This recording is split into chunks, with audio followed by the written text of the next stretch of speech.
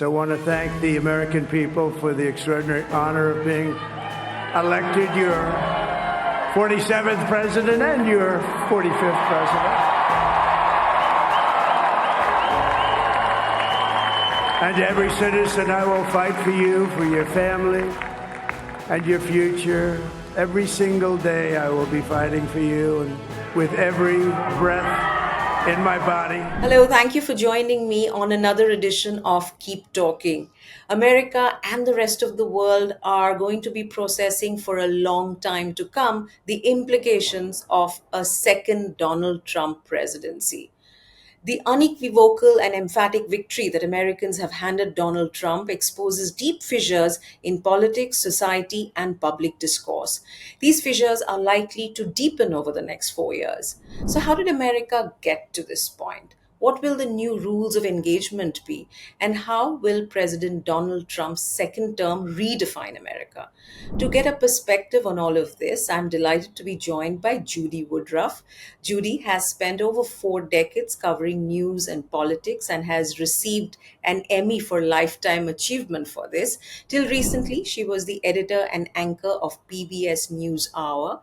And in the past 2 years, she's worked on a project, a reporting project called America at a Crossroads.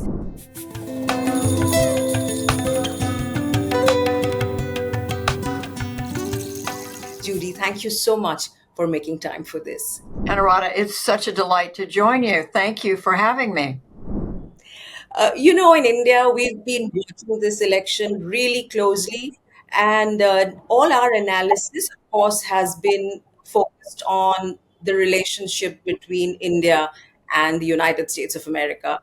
In this conversation, Judy, I'd really like you to give us a sense of the sentiment in America after this pretty milestone election. Well, as we now know, Anuradha, about 150 some million Americans voted. We also see that about 90 million Americans did not vote. So when I speak about the sentiment of Americans, I want to make it clear that not everyone votes in the United States. In all the years I've been covering politics, this has been something that puzzles me greatly. We still haven't figured it out. But so when I speak about where Americans are in terms of how they vote, I just want to emphasize it's not everybody. We're not hearing from everybody. But those who voted, as it turns out, and there were new numbers still coming in as of last night, the country remains very divided. It turns out that Donald Trump, former President Trump, has won under 50% of the popular vote. He's at 49.5 or 6, somewhere in there, to Kamala Harris, 47 point something, or 48, actually, I take that back, 48 point something. So they are right now about 1.5 percentage points apart. This was not a landslide popular vote. It was a resounding win for former President Trump in our electoral college, because there he took 312 votes. That's about 60% of the electoral college. As you know, we've got a different system here where each state gets 2 votes and so on. So he did win decisively in the electoral college. The popular vote's very split. And to me, as someone who has been covering the country, traveling America over the last 2 years, I'm not surprised. This is a country that has been divided, especially for much of the last decade. It goes back earlier than that, but it's been so pronounced over the last decade, and it continues that way today. And we have just come off of this very bitterly fought, angry campaign, presidential campaign, and I think that's made our division even worse. You've been noticing this polarization for a while. In fact, your program, the coverage that you did and the reportage that you did over the past couple of years, you traveled to over half of the states and you spoke pretty wide ranging demographic, right? In terms of gender, class, all political leanings. You sort of covered a good sample. So was this verdict then not a surprise to you? What I learned is that Americans experience politics and make their political decisions based on where they sit. And I guess that's not so surprising. It's where did they grow up? Where do they live? What are their economic circumstances? How much education do they have? And also, where do they get their news and information?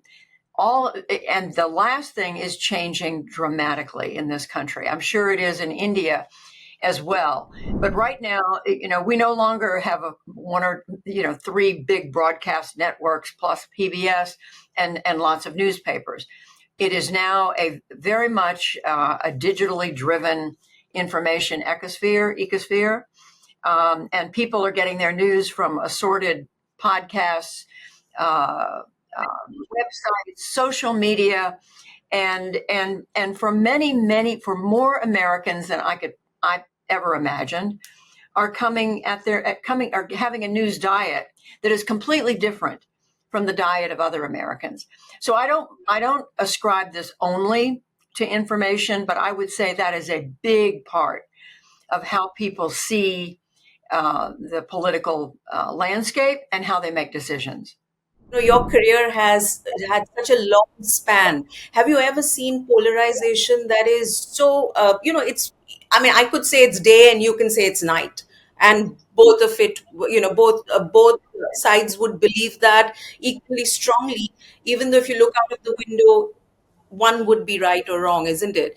What I'm trying to say is that the polarization doesn't seem to be based on fact, based on what you said as to where people are getting their information. And it seems kind of primal and vicious and, like zero-sum game. Like, it's either you or me. There can't be a common ground at all. And I think that is what is new to me. I understand that there's always been division in American politics. In a democracy, disagreement is healthy. It's healthy to have debates. We've always had that. I started covering American politics in the 1970s. Republicans and Democrats come at issues from different places. They have different philosophy, different approaches. And not that everybody thinks through their ideology, but people voted, and often people would go back and forth from one party to another. I would say that's happening more today. But yes, people are now able to have a completely different set of information. But your point about, Anuradha, about having no basic facts, there are facts.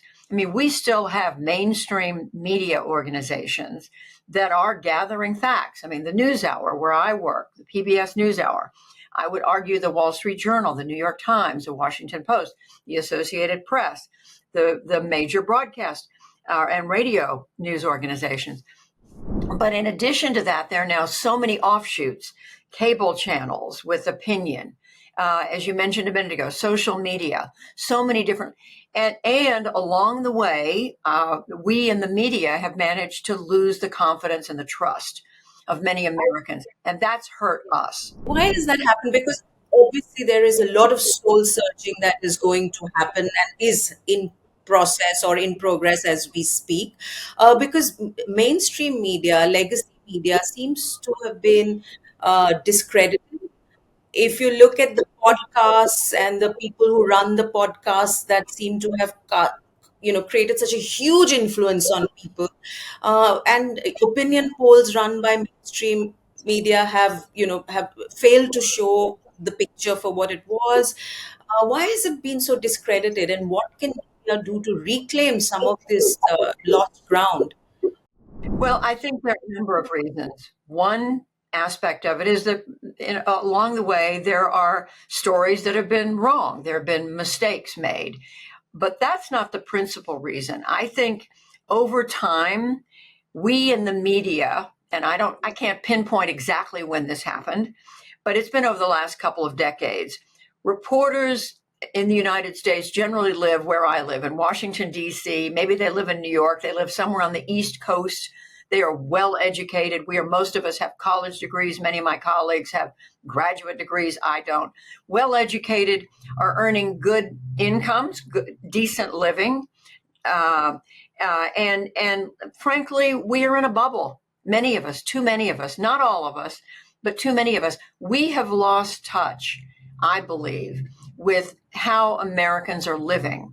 And so I don't think adequately reflect and understand. And I don't mean, I'm not making a blanket statement that every single journalist, but too many of us have lost touch with how Americans are living and the challenges they're facing in terms of the economy, in terms of raising a family, in terms of, COVID exacerbated this enormously because we were all pushed into isolation, if you will, and scrambling for health and to keep a job in many cases.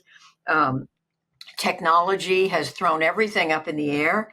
We now, as you know, we're now driven by our devices, and it's all happening so fast and at the same time. So we're dealing with all this change, and journalists live in a very cushy place or places. We are not buffeted by the winds of change so much. We're dealing with it, but not in the way so many Americans are. So I can understand why those of us who don't live on a farm or a small town or in rural America or in a part of America that's been, frankly badly affected by globalization, loss of jobs, industries going under, and people being forced to take 3 jobs to keep working. And then you add to that, quite honestly, the immigration issue, which the Republicans have emphasized. Many Americans are worried about that immigrants are now in this country. The estimate is 11 million of them without documentation. And the concern is they've taken jobs from other Americans, that they are being offered services, government services, even though they're not citizens. And yes, many of them come from very difficult backgrounds. They're escaping oppression and violence in other countries and lack of economic opportunity. But people are saying, what about the process? What about a border? Are we going to have rules? So you add that to everything else that's happened, the economic changes, globalization, trade policy, worries about the environment. We're dealing with the cost of that. So you add it all together, and I would say journalists we're doing a great job in many regards, but I think we need to be in much, much closer touch with the people that we're reporting for. This divide in society, this schism, which is a class-based, or it's the elites on the one hand, the haves and the have-nots, for lack of a better way of expressing it, perhaps. Do you see, why did the Democrats not? Why weren't they able to, be convincing to this base of theirs?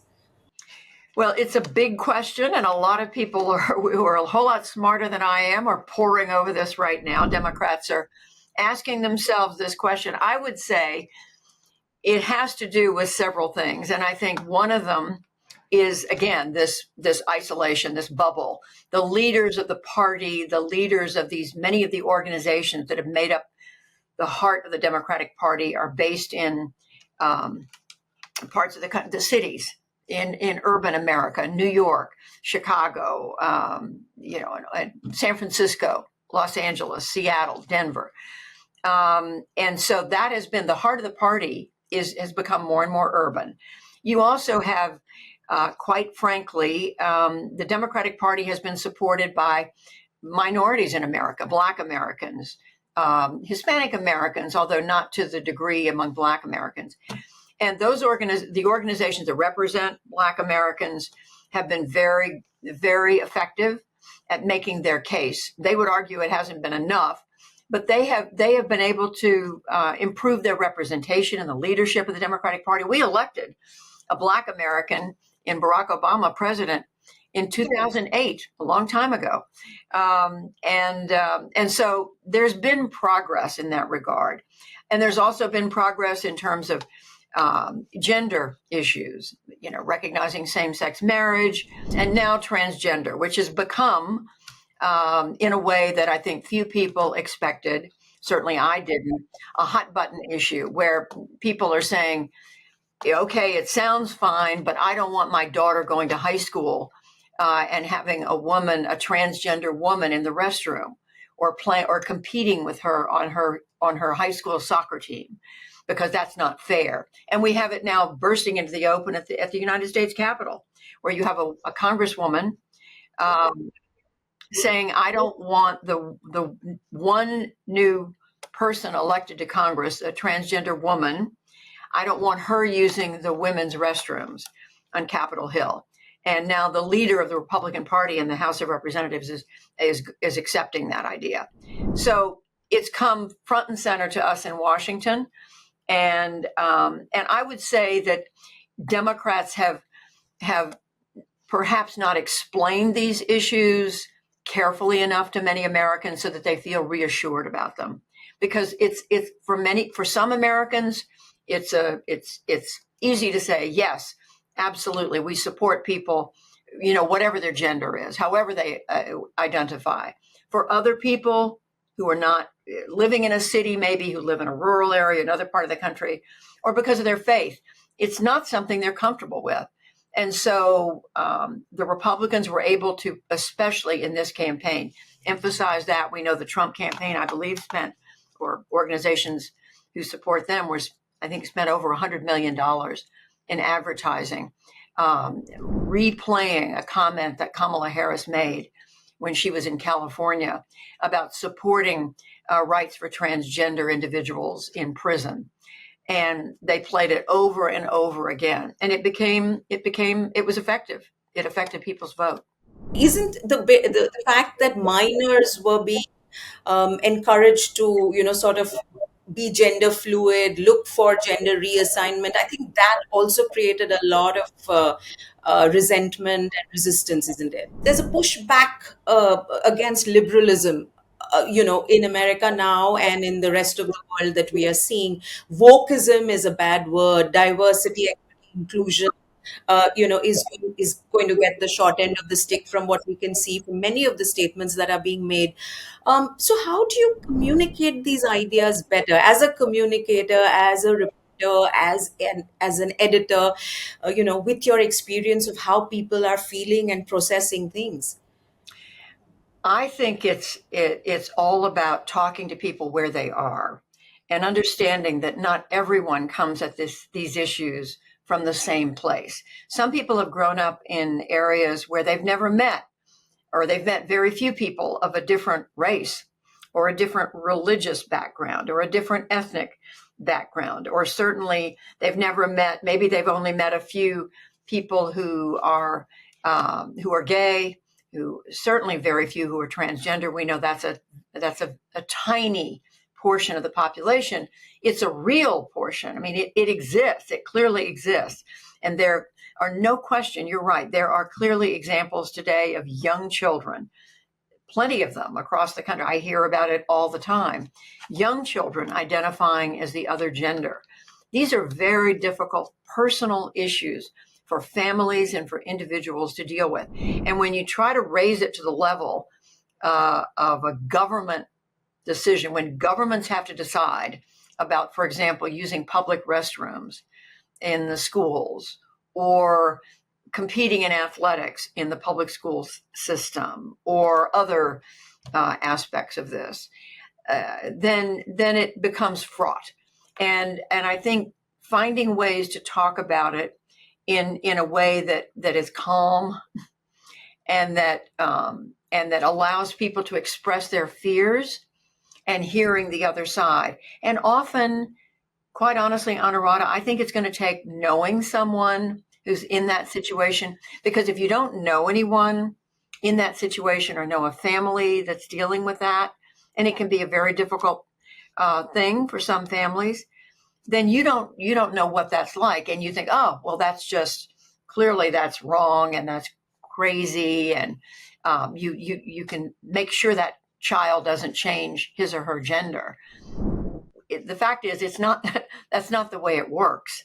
I mean, this comes from inside a person, and so I think we need a lot less huffing and puffing and yelling and fighting about it, and more education, more calm conversation, and respecting that some people are going to have different views. I interviewed a group of Republicans last year in Iowa several of whom, I think maybe most of whom, were evangelical Christians. They said it's not possible to be a person of deep faith and to be a Democrat, which on its face sounds surprising, shocking even. And when we asked them why, they said, because we don't think you can believe in abortion and at any level and be a Christian. And they also said, and we don't think it's possible, several of them said, we don't think it's possible to change your gender, that God knows your gender at birth, and it's not possible for you to change it. So people do hold those views, and I understand that, and I don't, but I also recognize other people have very different experiences, and maybe we'll never convince many people. I'm sure we won't, but we need to have calm, I think, rational conversations about it. What's the role media can play in creating these bridges, given that it hasn't successfully done so? And there is a sense of liberal media sort of sermonizing and being a little smug sometimes that this is the only way to be, and how can you reject what we are saying? I mean, it happens here in India also. We see pushback. Liberals are being pushed back and have been in the past 10 years quite spectacularly. I think the only way to do that is to spend more time talking to Americans across the spectrum. I think we've done some of that, but not enough. And it was one of the reasons I wanted to get out on the road for the last 2 years and talk to Americans. I wanted to hear from Americans directly about why they think what they do and to hear them tell their story. I will tell you, when we do that, other Americans will say to us, why are you even exposing that point of view? That's a point of view that is, quote, ignorant or ill-informed or worse. At the same time, people who are coming from a conservative viewpoint will say folks on the other side are ignorant and ill-informed or high and mighty and contemptuous of them. I mean, in fact, there's too much contempt from each side. That's one thing that's happened in our country. I don't know about in India that I find so disturbing, and that is over the last, especially 8 years, but it's been going on longer than that. There's a much, much darker view today on the part of each party, Democrats and Republicans, toward people in the other party, that they're dishonest. What is it? 70% of Republicans today say they believe most Democrats are dishonest. Most Democrats are immoral. It's almost that high for Democrats' view of Republicans. That is a number, that's a percentage that has shot up in the last just 8 or 9 years. And I find that just so disturbing, So, how do you see the next 4 years play out? I think it's impossible to say. The prediction is that, and if you look at what he's said and done over the last 2 weeks and 2 days since the election, the indications are that he's going to be very aggressive in trying to carry out his agenda. He wants to, in effect, blow up Washington. He's made nominations to the highest offices in government of people who don't believe in the mission of the agencies they're being asked to lead. In effect, blow them up. I mean, just come in and change everything, not everything, but change so much of what they do. And that's from the Defense Department to the Attorney General, the Justice Department, and on down the list. It's not every appointment, but it's many of them. The Department of Education, he's named a woman to head that who believes that the public schools, that too much money has gone to the public schools, that there ought to be more freedom to go to a religious school or a private school, which would undermine public education. So that's just one example. I think we have to fasten our seatbelts. We don't know what it's going to be. We know it's going to be.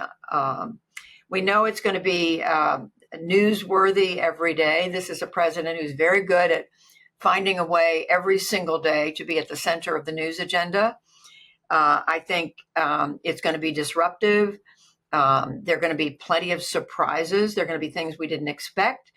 I think some people, I will not say this as a journalist, some people, Democrats and others, are saying they expect he's going to push the limits of the law in terms of what a president can do. He's going to use executive power. He certainly has expressed his disdain, great opposition to the Department of Justice, to the rule of law. He's denigrated the FBI, the Justice Department, the attorneys who work at justice. So there's a wariness. I mean, there's an alarm, if you will, on the part of many I've been speaking to about what could happen. We just don't know yet. He becomes president on January the 20th, and we will see. What's clear to me is that he's moving very quickly to take charge. He's named 40, 50 people in the last 2 weeks. He's going to try to get them confirmed very quickly. We've got a big showdown in the Senate because they are supposed to confirm the highest level jobs, and some of the people he's appointed, I think, are going to have a tough time getting through. But we'll see. Maybe the Senate will let him have what he wants. Yeah, I was just going to say, even though this time, the Senate and the House are both controlled by the Republican Party. Well, they will be as of January. They will be.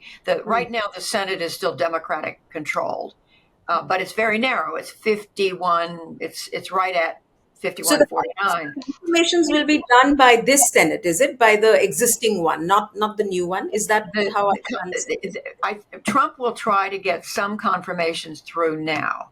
That's going to be difficult. He's talked about doing appointments without getting too boring, what they call recess appointments. When the Senate's not in session, a president can make an appointment that is not permanent. The question is, are senators going to allow that to happen? Are they going to go into recess and give him what he wants? And in January, are they going to give him, on January 1st, when they take over, or 2nd, or whatever, are they going to give him what he wants? Everybody's watching to see, are they going to stand up for the prerogatives of the Senate, which has the role in the United States Constitution to advise and consent? Yeah. And if they allow the president to have everybody that he wants, then they will have essentially rolled over and given up their prerogative. So there's a lot of focus right now on the Republican leadership in the Senate. It must be nerve-wracking to be a journalist. It's not dull. And I'm not, as you know, I'm not anchoring anymore. My amazing colleagues, Amna Nawaz and Jeff Bennett at the Newshour, and my amazing collection of reporter colleagues are all working overtime to cover. I'm able to focus on my project, and I feel very fortunate to do that. But for all of us who are journalists in Washington, we are not going to be getting a lot of rest over the next 4 years, I predict. I remember when he was president the first time, and you would wake up every morning and you were checking your device to see what he had tweeted. Yeah. One quick question on the role of Elon Musk, because this kind of tech billionaire and what he's done and the role he plays, and this whole the attack on bureaucracy and the form of government that is a constant cry or a repeated plan of action, which has been implemented with Elon Musk and Vivek Ramaswamy being announced as two gentlemen to head Department of Governmental Efficiency. That's right. DOGE. So what will that change the way America is really completely going forward? Well, two things. Elon Musk being the richest person in the world, I guess, because he's worth hundreds and hundreds of billions of dollars. In the past, a president associating himself so closely with someone of great, great wealth, so visibly, and bringing that person, if not into government, very close to government. I mean, they're not going to create another department. We don't believe that would involve legislation. It appears they're going to do this as an adjunct of the executive branch. But in the past, that would have been seen as highly inappropriate to bring in someone of great wealth who does a lot of business himself with the government, whose wealth is affected by government decisions, to have him then in the government. And he's clearly not going to be divesting himself or putting things in a blind trust. I mean, I don't know that. Maybe he will, but it's kind of hard to imagine because he owns so many different Tesla and SpaceX, et cetera. So that's part of it. But the other thing is, creating a division of government that's all about dismantling or undercutting, getting rid of so much of government is it's taking what other candidates for president have said they wanted to do to the nth degree. I mean, I've covered everybody since Jimmy Carter has come into office saying, I'm going to streamline government. We're going to save money. It's going to be much more efficient. And you try to do that and they make a little bit of progress, but then government just keeps growing. And so the American people have a right, frankly, to ask about the federal government, the size of it, the efficiency of it. By and large, I would say the civil servants I know are working really hard. They're working for the American people at less money than they would earn in the private sector, working for business. But we will see. We will see. You're right. We don't know where that's going to go. Clearly, some efficiency. We could use some efficiency. But how far they're going to go, what they're going to get rid of, who they're going to fire or try to fire, and what the pushback is going to be, it's going to be a very, very contentious period coming up. America stands for certain things. There are a lot of attributes associated with America, especially for people outside of America, for the rest of the world. What does a Trump presidency do to that image of America and to that image of America, to Americans to begin with, and to the rest of the world as well? It's a more brash presentation of who we are as Americans. It's a more, if you will, transactional presentation of America. Donald Trump himself has said, you do, I'll do for you if you'll do for me. In so many words, that as a business person, that's been his principal approach. He does talk about loving the country, loving Americans, and wanting to make America great again. That's the slogan. And so I think many people have great hope that he is going to make the country realize its greatest potential. There are many other Americans who are worried about who does that leave behind. Are people who are have less economic advantage, people who have come here, maybe they don't have legal documentation to be here from other countries yet, but they've been working, they've built their families here. Are they going to have to leave? What is all this going to mean for women? There are a number of people. The man who former President Trump has nominated to run the Defense Department says women should not be in combat. So that would be a change in policy. They want to do away with the Department of Education. I mentioned a minute ago the different approach. So many different approaches. I think it's going to be it is clearly going to be a time of turmoil, controversy, and we will see. We'll see what he's able to accomplish, and we'll see whether he's able to win over converts or whether some of the people who voted for him lose confidence, lose faith in him. We just don't know. We are so early into this. Everybody wants answers. But I think what it does say to the rest of the world is that Americans were not happy with the way things were going. We're not happy with the status quo.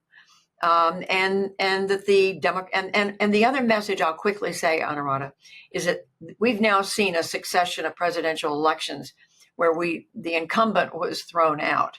I mean, ever since Barack Obama left office in 2016, 2017, the Democrats were rejected, then the Republicans were rejected, and now the Democrats have been rejected, meaning Joe Biden. And so we'll see. The American people, are they going to be happy after 4 years? Are they going to want to elect a Republican again? It's very much an anti-incumbent mood and an anxiousness to get on with whatever is different from what we've had.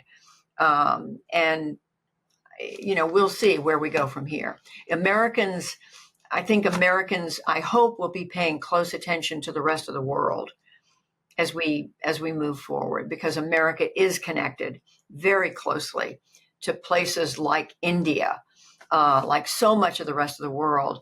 And while we appear to be very inner focused here, The fact is, what we do affects so much of the planet, and I hope Americans think about that. You've been a trailblazer in journalism and your own career. When you see a woman come this close to being president and then not make it, is there a thought you have on that? Are you deeply disappointed, or you think that in a sense it's beyond gender now? I would say, I mean, as a reporter, I've pretty much learned over 5 decades to try very hard to keep my personal views out of my work, out of my reporting. I have personal views. I'm a human being. I'm a mother, I'm a grandmother, a wife, and so on. And a woman who's worked in an industry that originally wasn't welcoming to women. Yeah. So I've seen women make great progress. I do think it's legitimate to ask, to what extent was the vote against Kamala Harris because she's a woman? We've now had 2 women run for president in this country in the span of 8 years. Both of them lost. And voters told us, voters said when they were asked by reporters, some people said, I don't think that this is a job for a woman. I don't think a woman can do this job. Even women were saying, some women were saying, we don't think that this is appropriate for a woman, that we need a tough guy in there to deal with Russia and Ukraine and China, and to stand up to the rest of the world. So it's discouraging to me as a woman, but not in a partisan sense. But I would say, as someone who's seen women take on great responsibility in other parts of the world, women have become heads of state, heads of government. And I think that the United States will elect a woman president in time. I think that's coming, but I think we still have to overcome some of the skepticism. Maybe it'll be a Republican woman. Maybe it'll be a Democrat. Who knows? You say that there is a skepticism about women and their abilities in America.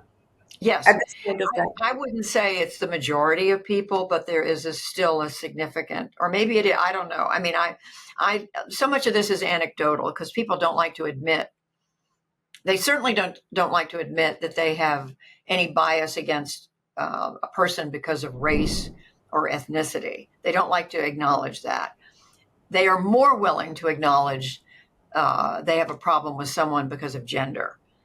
We do pick that up, and I've picked it up in interviewing voters over time, and I've heard other reporters, and I've seen other reporting recently that verified that some voters do not feel comfortable with a woman president. And so we know that's out there. I can't quantify it for you, but I think it clearly was a factor in this election. Well, that's disheartening to hear, but like you said, America's close to electing a woman president at some point. You're almost there. I think it'll come. Yeah, Judy, I'm going to let you go, but one final question on what your reportage will focus on, given the current scenario. What will your reportage focus on going forward?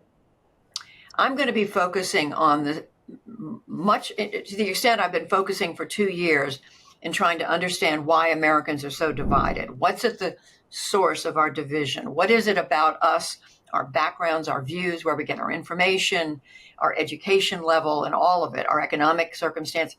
What is it that makes us so divided?